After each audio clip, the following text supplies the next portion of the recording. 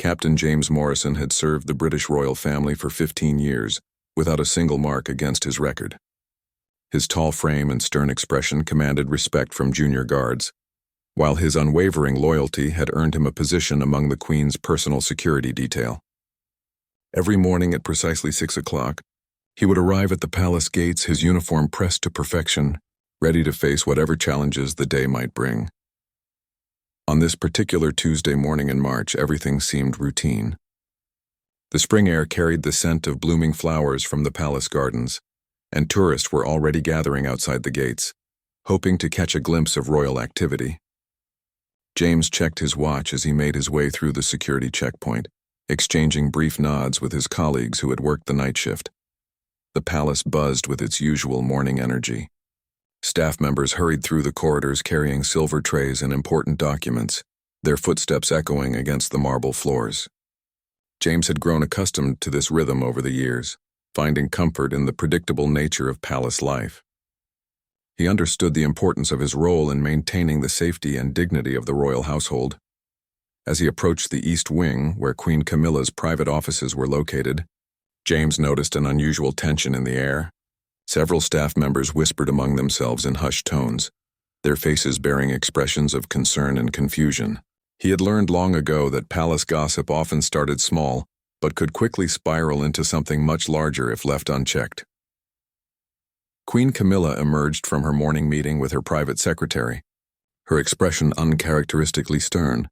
She wore a navy blue dress suit that emphasized her authoritative presence, and her hair was styled in its usual elegant manner. However, there was something different about her demeanor today. Her usual warm smile was replaced by a tight-lipped expression, and her eyes held a coldness that James had rarely witnessed during his years of service. The Queen's gaze fell upon James as he stood at attention near the corridor entrance. For a moment their eyes met and he felt an unexpected chill run down his spine. In all his years of protecting the royal family, he had never experienced such an unsettling look from any member of the household. The Queen's stare seemed to pierce through him, as if she was searching for something hidden beneath his professional exterior. Without breaking eye contact, Queen Camilla approached James with measured steps. Her heels clicked rhythmically against the polished floor, creating an almost ominous soundtrack to her approach. The other staff members in the vicinity seemed to sense the tension and gradually moved away, leaving James standing alone under the Queen's intense scrutiny. "Captain Morrison," she said, her voice carrying a tone he had never heard before. It was neither warm nor completely hostile, but somewhere in between that made him feel deeply uncomfortable. "I trust you had a pleasant evening yesterday." The question seemed innocent enough, but James detected an underlying suspicion in her words. He had indeed spent the previous evening at home with his wife and children, enjoying a quiet dinner and helping his daughter with her homework. There was nothing unusual or concerning about his activities, yet the Queen's question made him feel as though he was being accused of something. "Yes, Your Majesty," he replied, maintaining his professional composure despite the growing unease in his chest. "I spent the evening with my family at home." Queen Camilla nodded slowly, but her expression remained unchanged. She seemed to be studying his face for any sign of deception or nervousness. James had faced dangerous situations during his military service before joining the palace security team, but this moment felt more threatening than anything he had encountered in the field. "I see," the Queen continued, taking a step closer. "And I suppose you have no knowledge of the missing jewelry from my private collection?" The words hit James like a physical blow. Missing jewelry? He had no idea what she was talking about, and the accusation caught him completely off guard. His mind raced as he tried to process the implications of her question. Was she actually suggesting that he had stolen from her personal collection? "Your Majesty, I have no knowledge of any missing jewelry," James replied firmly, his voice steady despite the shock he felt. "I would never compromise my position or the trust you have placed in me." The Queen's eyes narrowed slightly, and she tilted her head as if considering his response. The silence that followed felt eternal, and James could feel sweat beginning to form on his forehead despite the cool morning air circulating through the corridor. "A very expensive emerald necklace disappeared from my jewelry box sometime yesterday," Queen Camilla explained, her voice growing colder with each word. "The piece was a wedding gift from the king, and it holds tremendous sentimental value beyond its monetary worth."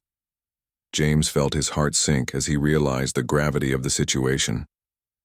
Being accused of theft by a member of the royal family was not only a potential criminal matter, but could also destroy his career and reputation forever.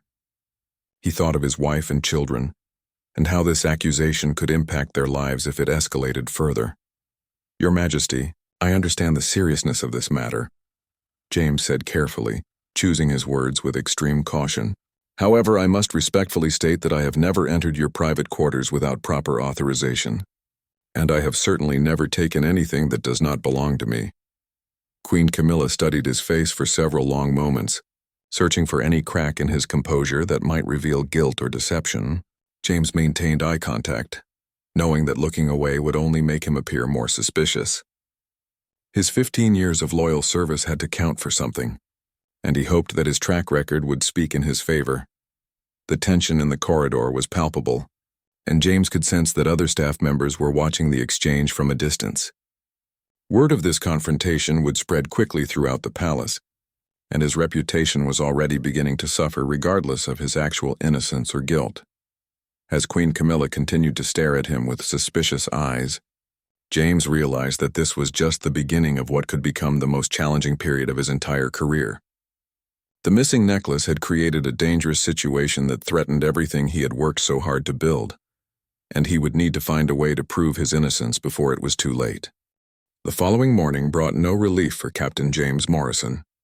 As he arrived for his shift, he immediately sensed that news of the missing necklace had spread throughout the palace like wildfire. Colleagues who had greeted him warmly for years now offered only brief nods or avoided eye contact altogether. The weight of suspicion felt heavier than his bulletproof vest, and each whispered conversation that stopped when he approached made his situation feel more desperate. Head of Security Director William Stevens called James into his office just after 7 o'clock. The room smelled of leather and old books, with portraits of former security chiefs hanging on the wood-paneled walls. Stevens had been James's mentor when he first joined the palace security team, and the disappointment in his weathered face was more painful than any direct accusation could have been. "Sit down, James," Stevens said, gesturing to the chair across from his massive oak desk. His voice carried the weight of years spent making difficult decisions, and James could tell that this conversation would be one of the hardest they had ever had.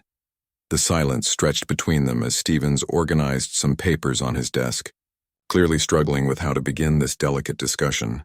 James had seen this behavior before when Stevens had to deliver bad news, and his stomach clenched with anticipation of what was coming. "Her Majesty has formally requested that you be suspended pending a full investigation," Stevens finally said, his eyes meeting James's with a mixture of sadness and professional duty. "I fought against it, James, you know I did," but she was quite insistent, and when royalty makes such a request, our hands are tied. James felt the blood drain from his face as the reality of his situation became clear. Suspension meant that his colleagues would assume he was guilty, and even if he was eventually cleared of wrongdoing, the stain on his reputation might never fully wash away. His family's financial security depended on his salary, and without pay, they would struggle to meet their monthly obligations. "How long will the investigation take?" James asked, his voice barely above a whisper. He thought of his daughter's upcoming school fees and his wife's medical appointments that their insurance might not cover if he lost his position. Stevens shook his head slowly, his expression grim. "That depends on what they find or don't find. The investigators will need to interview everyone who had access to the Queen's private quarters, review security footage, and conduct a thorough search of the premises." The mention of security footage sparked something in James's mind. If cameras had captured the theft, they would also prove his innocence. He had never been in the Queen's private quarters without proper authorization and escort, and the security system would have recorded any unauthorized access. "What about the camera recordings?" James asked, leaning forward with hope beginning to build in his chest.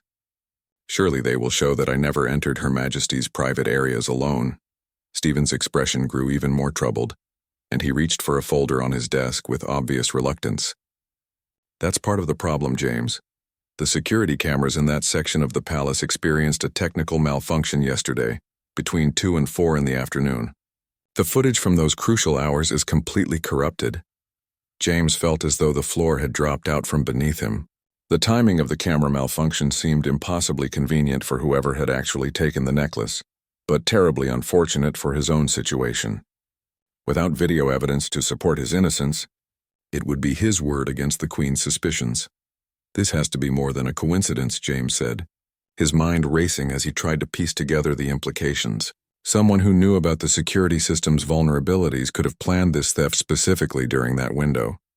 Stevens nodded thoughtfully, but his expression remained cautious. "I've had the same thought, but we need to be very careful about making accusations without solid evidence. The investigators will look into all possibilities, but until then, you're suspended." As James left Stevens's office, he felt like a marked man walking through the palace corridors. Every staff member he encountered seemed to eye him with suspicion or pity, and the whispers that followed in his wake made his skin crawl. The place that had been his second home for 15 years now felt hostile and unwelcoming. In the security locker room, James packed his personal belongings while trying to ignore the uncomfortable silence from his colleagues. These were men he had trusted with his life during dangerous assignments, yet now they seemed uncertain about whether to offer support or maintain their distance. "James," called out Sergeant Mike Harrison, one of the younger guards who had joined the team 5 years earlier. Mike approached cautiously, glancing around to make sure they wouldn't be overheard by the others. "I wanted you to know that I don't believe you did it," Mike whispered, his voice barely audible above the sound of lockers closing and equipment being sorted. "You've always been straight with all of us, and this just doesn't add up." James felt a wave of gratitude wash over him at hearing these words of support. "Thanks, Mike, that means more than you know. Just be careful about speaking up too loudly. I don't want anyone else to get dragged into this mess." Mike nodded but continued speaking in hushed tones. "I've been thinking about yesterday afternoon. I was doing rounds in the East Wing around that time when the cameras went down. I noticed some unusual activity near the Queen's quarters, but I didn't think much of it at the time." James's pulse quickened as he realized that Mike might have witnessed something important. "What kind of unusual activity?" "I saw someone in maintenance coveralls working on something near the electrical panel outside the Queen's private offices. I assumed it was routine repair work, but now I'm wondering if it was connected to the camera malfunction." This information could be crucial to James's defense, but he also knew that Mike was taking a significant risk by sharing it. Palace politics could be treacherous, and anyone who appeared to be helping a suspected thief could find their own career in jeopardy. "Did you recognize the person?" James asked urgently. Mike shook his head, looking frustrated. "No. They had their back to me and were wearing one of those caps that maintenance workers use. I only saw them for a few seconds before I continued my patrol." As James finished packing his belongings, he realized that this conversation with Mike had given him the first real clue about what might have actually happened. Someone with knowledge of the security system had deliberately disabled the cameras before stealing the necklace, and they had done so while disguised as a maintenance worker. The challenge now would be proving this theory without the resources and access that his position had provided. As a suspended employee, he would have limited ability to investigate, but James was determined to clear his name and expose the real thief, no matter what obstacles stood in his way. Walking out of the palace gates for what might be the last time, James felt a mixture of anger, determination, and fear about the uncertain future ahead of him. James Morrison spent the next 3 days at home, pacing the floors of his modest house while his mind worked overtime, trying to solve the mystery that had destroyed his career. His wife Sarah watched him with growing concern as he barely slept or ate, consumed by the need to prove his innocence. The children asked fewer questions each day about why Daddy wasn't going to work, sensing the tension that filled their normally happy home. On the 4th morning, James received an unexpected phone call from Mike Harrison. The young sergeant's voice was filled with excitement and nervous energy as he whispered into the phone from somewhere inside the palace. "James, I think I found something important," Mike said, his words rushed and urgent. "Can you meet me at the coffee shop on Victoria Street in an hour? I can't talk about this over the phone." James felt his heart rate increase for the first time in days as hope began to stir in his chest. He had been starting to wonder if he would ever find a way to clear his name, but Mike's call suggested that new evidence might have emerged. The coffee shop was busy with the morning rush when James arrived, providing perfect cover for a discreet conversation.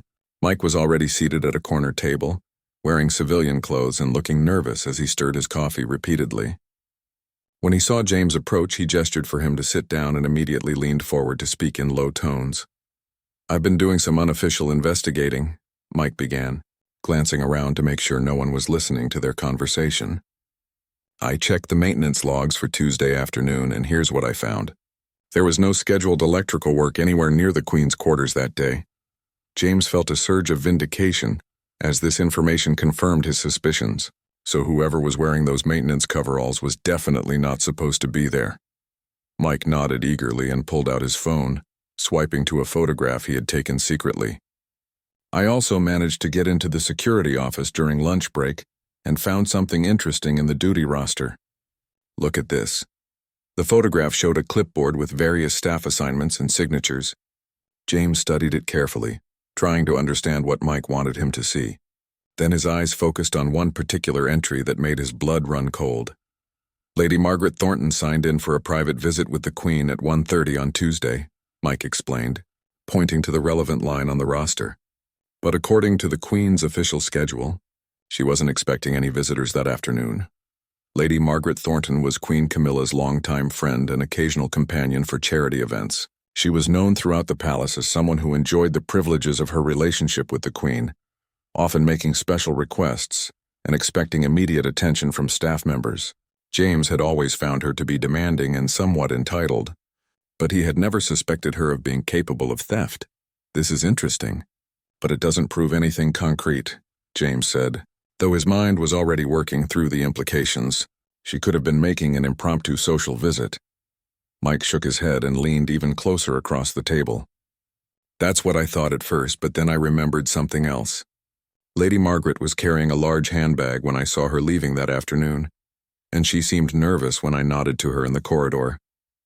She actually jumped when I said good afternoon." The pieces were starting to come together in James's mind, but he knew they needed more evidence before making any accusations. Lady Margaret had access to the Queen's private quarters, knowledge of the palace layout, and would have been familiar with the security procedures from her many visits over the years. "There's something else," Mike continued, pulling out another photograph. "I found this in the maintenance storage room yesterday evening." The image showed a set of coveralls hanging on a hook, partially hidden behind other equipment. They appeared to be the standard maintenance uniform that palace workers wore, but something about them caught James's attention immediately. "These coveralls are too small for any of our regular maintenance staff," Mike explained. "I checked with the facilities manager, and all of their uniforms are accounted for.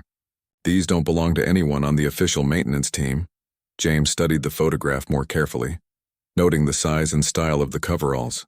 They would have been perfect for someone of Lady Margaret's build, allowing her to move through the palace without attracting attention from security cameras or staff members who might have questioned her presence in restricted areas. "We need to be very careful about how we handle this information," James warned, knowing that accusing a friend of the Queen without absolutely solid proof could backfire spectacularly. "If we're wrong about Lady Margaret, we could make things much worse for both of us." Mike's expression grew more serious as he realized the gravity of what they were discussing. "I know it's risky, but I can't stand by and watch you take the blame for something you didn't do. You've been like a mentor to me since I joined the team." James felt moved by Mike's loyalty, but he also knew that the young man was putting his own career at risk by helping with this unofficial investigation. "I appreciate everything you're doing, Mike, but I don't want you to get in trouble for my sake." "It's too late for that now," Mike replied with a determined smile. "I'm already in this up to my neck. Besides, if we can prove what really happened, it will be worth the risk." As they finished their coffee and prepared to leave, James felt more hopeful than he had since the nightmare began. The evidence was still circumstantial, but a clear picture was emerging of how the theft might have been carried out. Lady Margaret had used her privileged access to enter the Queen's private quarters, disabled the security cameras using knowledge gained from previous visits, and stolen the necklace while disguised as a maintenance worker. The challenge now would be finding a way to prove this theory and expose the real thief without alerting Lady Margaret to their suspicions. James knew that one wrong move could give her time to dispose of the evidence or create an alibi that would make it impossible to prove her guilt. Walking home from the coffee shop, James felt energized for the first time in days. The truth was beginning to emerge from the shadows, and he was determined to see justice served, no matter what obstacles lay ahead. James spent the next 2 days carefully planning his next move, while Mike continued gathering information from inside the palace. They had established a system of communication through encrypted messages, allowing them to share updates without risking discovery by palace, security, or administration officials who might report their activities to Queen Camilla. The breakthrough came on a rainy Thursday evening when Mike sent an urgent message requesting an emergency meeting. James drove through the London traffic to their agreed location, a quiet pub in a residential neighborhood far from the palace where they were unlikely to encounter anyone who might recognize them. Mike was already waiting in a corner booth when James arrived, his face flushed with excitement and nervous energy. He had clearly discovered something significant, and James felt his pulse quicken as he sat down across from his young colleague. "I followed Lady Margaret today," Mike whispered, glancing around the nearly empty pub to ensure their privacy. "I used my afternoon break to track her movements, and you're not going to believe what I found." James leaned forward, eager to hear what Mike had discovered during his surveillance of their primary suspect. The risks they were taking continued to escalate, but the potential reward of clearing his name made every danger worthwhile. "She went to a jewelry shop in Hatton Garden," Mike continued, his voice barely audible above the background noise of the television playing in the corner. "It's one of those places that deals in expensive pieces, the kind where you need an appointment and they buzz you in through a security door." The mention of Hatton Garden, London's famous diamond district, sent a chill down James's spine. This was exactly where someone would go to sell stolen jewelry, especially pieces that were too distinctive to keep or wear publicly. Lady Margaret was clearly trying to convert the necklace into cash as quickly as possible. "Were you able to see what happened inside?" James asked, knowing that Mike would have been limited in how closely he could follow without being detected. Mike shook his head but pulled out his phone to show James several photographs he had taken discreetly from across the street. "I couldn't get close enough to see the details, but I took pictures of her going in and coming out. She was inside for about 45 minutes. And look at this." The photographs showed Lady Margaret entering the jewelry shop carrying her usual large handbag. But when she emerged, she was also holding a small envelope that she quickly tucked into her coat pocket. Her body language in the second photograph appeared more relaxed and confident, as if a burden had been lifted from her shoulders. "That envelope probably contains payment for the necklace," James said, feeling a mixture of anger and vindication as the evidence mounted against Lady Margaret. "But we still need something more concrete to prove she actually had the Queen's necklace with her." Mike smiled and took a sip of his beer before delivering the news James had been hoping to hear. "I thought you might say that, so I did a little more investigating. I called the jewelry shop this afternoon, pretending to be interested in selling a piece of inherited jewelry. I described the emerald necklace based on the description Queen Camilla gave to the investigators." James held his breath, waiting to hear what Mike had learned from his bold phone call to the jewelry shop. This kind of direct approach carried significant risks, but it might provide the concrete evidence they needed to prove their case. "The shop owner told me that they had recently purchased a very similar piece from a regular customer," Mike continued, his voice growing more excited. "He wouldn't give me details over the phone, but he did say that the necklace matched my description perfectly and that they paid a substantial amount for it. This was the closest thing to proof they had found so far, but James knew they would need more than a jeweler's verbal confirmation to convince the palace investigators or clear his name. Lady Margaret had been careful to maintain plausible deniability throughout her scheme, and they would need to find a way to definitively connect her to the theft. "We need to find out if she still has the receipt or any other evidence from the sale," James said, his mind racing through possible approaches to their dilemma. "But we can't exactly search her home or confront her directly without risking everything." Mike nodded thoughtfully, then suddenly straightened up as if struck by inspiration. "What if we could get her to incriminate herself? If we could create a situation where she reveals information that only the real thief would know?" James considered this possibility while staring at his untouched pint of beer. Creating a trap for Lady Margaret would be extremely dangerous, especially given her close relationship with Queen Camilla. If they made a mistake or if she became suspicious of their motives, she could easily turn the tables and make their situation much worse. "It would have to be subtle," James said finally, "something that appears completely innocent but gives her an opportunity to reveal details that prove her guilt." They spent the next hour discussing various approaches, Weighing the potential risks and benefits of each strategy, Mike suggested having someone pose as a potential buyer for the jewelry she had recently acquired, while James wondered if they could somehow access the shop's security footage to prove she had been there with the stolen necklace. As they prepared to leave the pub, Mike mentioned one final detail that had been troubling him since the investigation began. "There's something else that's been bothering me about this whole situation. Why did Queen Camilla immediately suspect you of the theft? You've had a spotless record for 15 years. This question had haunted James since the accusations first began, and he had wondered if there was something more to the Queen's suspicions than simple circumstantial evidence. Perhaps Lady Margaret had deliberately steered suspicion toward him as part of her plan to avoid detection. Maybe Lady Margaret planted the idea somehow, James speculated. If she suggested that someone on the security team might be responsible, the Queen might naturally think of whoever had access to her private quarters. The possibility that he had been deliberately framed added another layer of anger to James's determination to expose the truth. Lady Margaret had not only stolen from the Queen, but had also tried to destroy his career and reputation in the process.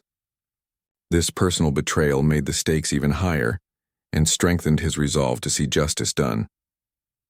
As they parted ways in the pub parking lot, James felt more confident than ever that they were close to solving the mystery. The evidence against Lady Margaret was mounting steadily, and with careful planning they might soon be able to expose her crimes and clear his name once and for all. The plan James and Mike devised was both simple and dangerous. They decided to approach the jewelry shop owner directly, hoping to gather concrete evidence that would prove Lady Margaret had sold the stolen necklace. James would pose as an insurance investigator looking into a claim for stolen jewelry, while Mike would provide backup support and surveillance from nearby. On Monday morning, James put on his best suit and practiced his cover story one final time before heading to Hatton Garden. His hands trembled slightly as he walked through the famous jewelry district, knowing that this could be his only chance to gather the evidence needed to clear his name and expose the real thief. The jewelry shop was exactly as Mike had described, with a heavy security door and bulletproof glass windows, displaying only a few carefully selected pieces. James pressed the buzzer and waited nervously for the owner to assess his appearance and decide whether to grant him entry to the exclusive establishment. "Good morning," said the elderly shop owner who opened the door, his voice carrying the careful tone of someone accustomed to dealing with valuable items and potentially dangerous situations. "How may I help you today?" James introduced himself using a false name and explained that he was investigating an insurance claim for a stolen emerald necklace that matched the description of the piece Mike had mentioned over the phone. He showed the man a fabricated business card and tried to project the authority and professionalism that would be expected from a legitimate insurance investigator. The shop owner studied James carefully, clearly weighing whether to trust this unexpected visitor with information about his recent transactions. The jewelry business in Hatton Garden operated on reputation and discretion, and shop owners were naturally suspicious of anyone asking questions about their customers or purchases. "I'm sorry, but I cannot discuss specific transactions without proper legal documentation," the owner said, starting to close the door. "Customer privacy is paramount in our business." James felt panic rising in his chest as his carefully planned approach seemed to be failing before it had really begun. He needed to find a way to convince the shop owner to cooperate without revealing his true identity or desperation to obtain this information. "I completely understand your position," James said quickly, placing his foot strategically to prevent the door from closing completely. "However, the piece in question was stolen from a very prominent client, and the insurance company is prepared to offer a reward for information leading to its recovery." The mention of a reward caused the shop owner to pause and reconsider his position. James could see the internal struggle playing out on the man's weathered face as he weighed the potential benefits against the risks of violating customer confidentiality. "What kind of reward are we talking about?" the owner asked, his voice indicating that James had successfully captured his attention and curiosity. James quoted a figure that he hoped would be large enough to motivate cooperation but not so excessive as to raise suspicions about his legitimacy. He watched the shop owner's expression carefully, trying to gauge whether his offer was having the desired effect. The necklace was purchased by a middle-aged woman last Thursday afternoon, James continued, pressing his advantage while the owner seemed to be considering his options. She would have been well-dressed and likely a regular customer based on her comfort level with your establishment. Recognition flickered in the shop owner's eyes, and James knew he had successfully identified the right transaction. Lady Margaret's visit to the shop was clearly memorable, either because of the value of the piece she sold or some other distinctive aspect of their interaction. "I may have some information that could be helpful," the owner said slowly, opening the door wider and gesturing for James to enter the shop. "But I will need some assurance that this investigation is legitimate and that my cooperation will be properly documented." Once inside the shop, James was struck by the overwhelming display of wealth and craftsmanship that surrounded him. Cases filled with diamond rings, gold bracelets, and precious gems created an almost overwhelming sensory experience. He tried to maintain his professional demeanor while the shop owner retrieved a ledger book from behind the counter. "The woman you described did sell us an emerald necklace last Thursday," the owner confirmed, opening the book to a specific page and pointing to an entry written in careful handwriting. It was indeed a beautiful piece, very distinctive with an unusual setting that suggested royal provenance. James felt his heart racing as he read the details recorded in the ledger book. The description matched Queen Camilla's necklace perfectly, and the amount paid for it confirmed the piece's exceptional value. More importantly, the owner had recorded Lady Margaret's full name and contact information, as required by law for high-value transactions. Did the woman provide any documentation proving ownership of the necklace? James asked, hoping to gather additional evidence that would support his case against Lady Margaret. The shop owner shook his head and flipped to another page in the ledger. She claimed it was an inherited piece from a deceased relative, but she couldn't provide any authentication documents.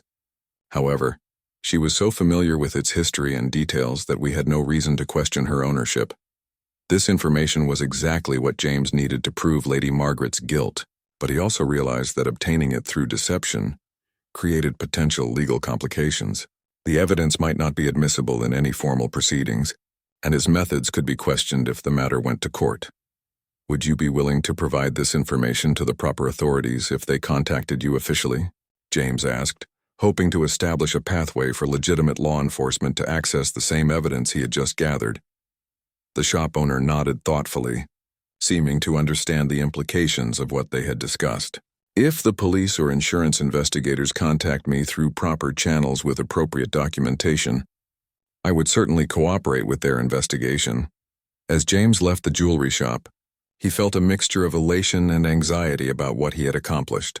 The evidence against Lady Margaret was now overwhelming, but he still needed to find a way to present it to the palace authorities without revealing his unauthorized investigation methods. Walking back through Hatton Garden toward his car, James noticed a familiar figure approaching from the opposite direction. Lady Margaret Thornton was walking directly toward him, apparently returning to the same jewelry shop where she had sold the stolen necklace just days earlier. James's first instinct was to duck into a nearby doorway to avoid being seen by Lady Margaret, but then a bold idea struck him. This unexpected encounter might provide the perfect opportunity to gather additional evidence or even prompt her to reveal incriminating information about the theft. He decided to approach her directly, pretending to be surprised by their chance meeting. "Lady Margaret," James called out, walking toward her with what he hoped appeared to be genuine surprise. "What a coincidence running into you here in Hatton Garden." Lady Margaret's reaction was immediate and telling.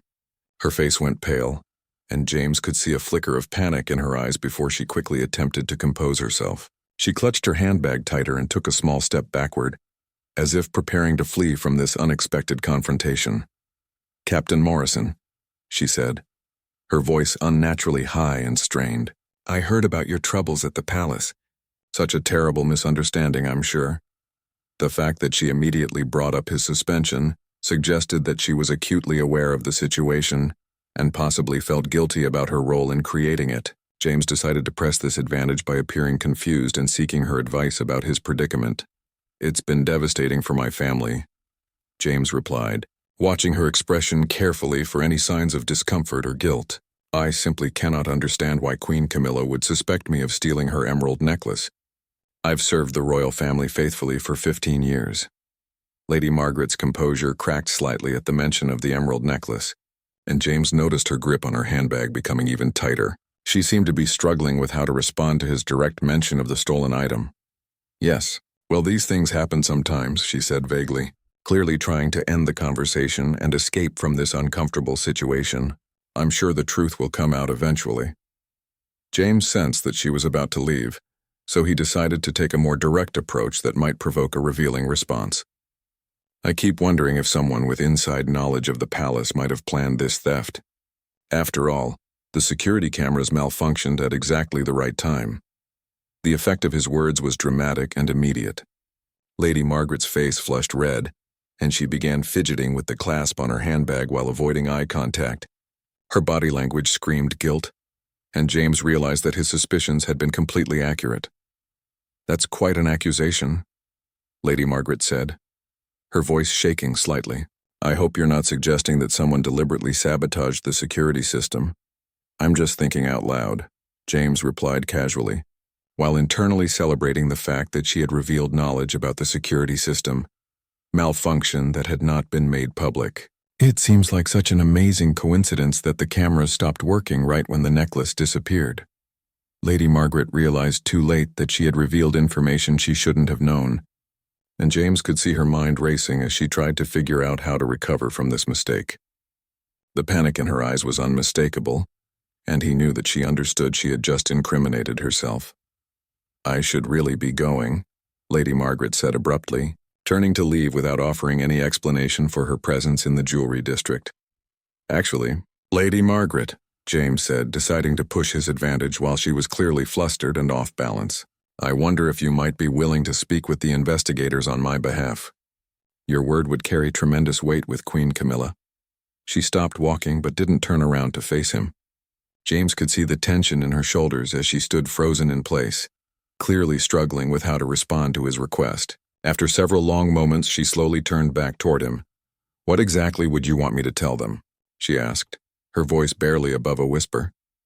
James realized that this was his opportunity to get her to reveal even more incriminating information.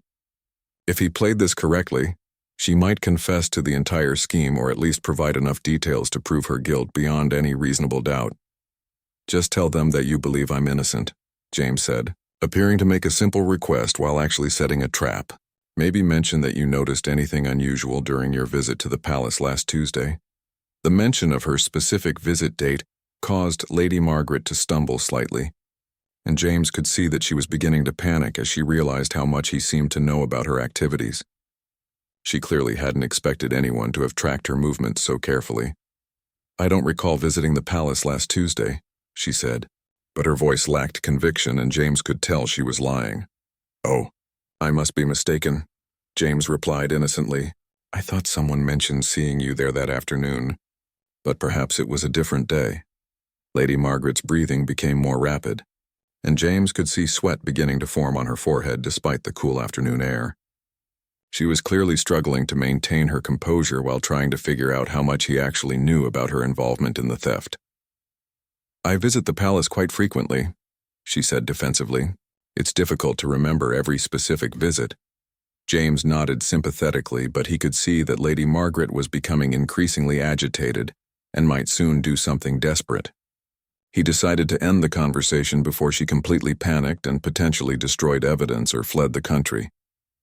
"Well, I should let you get on with your business," James said politely. "It was lovely seeing you, and I do hope you'll consider speaking to the investigators if the opportunity arises." As Lady Margaret hurried away toward the jewelry shop, James pulled out his phone and quickly sent a message to Mike describing what had just happened. The encounter had provided even more evidence of Lady Margaret's guilt, and her nervous behavior suggested that she might be planning to take additional steps to cover her tracks. James realized that time was running out to expose the truth, before Lady Margaret found a way to destroy the remaining evidence or manipulate Queen Camilla into dropping the investigation entirely.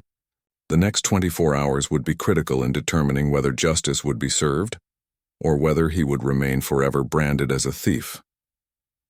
The next morning brought the phone call James had been both hoping for and dreading. Director Stevens contacted him with news that Queen Camilla wanted to see him immediately at the palace for what he described as a final resolution to this matter. The tone in Stevens's voice suggested that significant developments had occurred overnight, but he refused to provide details over the phone. James arrived at the palace with a mixture of nervous anticipation and grim determination.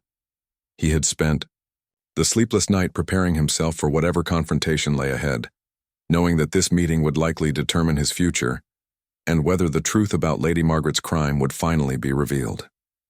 Mike met him at the security entrance with an expression that James couldn't quite read. The young sergeant's face showed signs of exhaustion, suggesting that he too had spent a difficult night wondering about the outcome of their investigation and the risks they had taken to gather evidence. "Something big happened after you left yesterday," Mike whispered as they walked through the palace corridors toward Queen Camilla's private office. "Lady Margaret came back to the palace around 6 o'clock last evening, and she was acting very strange according to the staff who saw her." James felt his pulse quicken as he realized that his confrontation with Lady Margaret in Hatton Garden had probably prompted her to take some kind of desperate action. Her guilty conscience and fear of being exposed had likely driven her to make a critical mistake that would finally reveal the truth. "What kind of strange behavior?" James asked quietly, trying to keep his voice from carrying to other staff members who might be listening to their conversation. "She demanded an immediate private audience with the Queen," Mike explained. "She was reportedly very agitated and kept insisting that she had urgent information about the missing necklace. The meeting lasted for over an hour, and afterward Lady Margaret left the palace in tears. This information suggested that Lady Margaret had confessed to Queen Camilla, possibly hoping that their long friendship would result in mercy or protection from prosecution. However, her emotional departure indicated that the Queen had not responded favorably to whatever revelation she had shared. As they approached the Queen's office, James noticed that several high-ranking palace officials were present, including the head of security, the Queen's private secretary, and a man he didn't recognize who appeared to be some kind of legal advisor. The formal nature of this gathering suggested that serious consequences were about to be announced. Queen Camilla was seated behind her ornate desk when James entered the room, her expression more serious than he had ever seen before. The anger and suspicion that had characterized their previous encounter had been replaced by what appeared to be embarrassment and regret.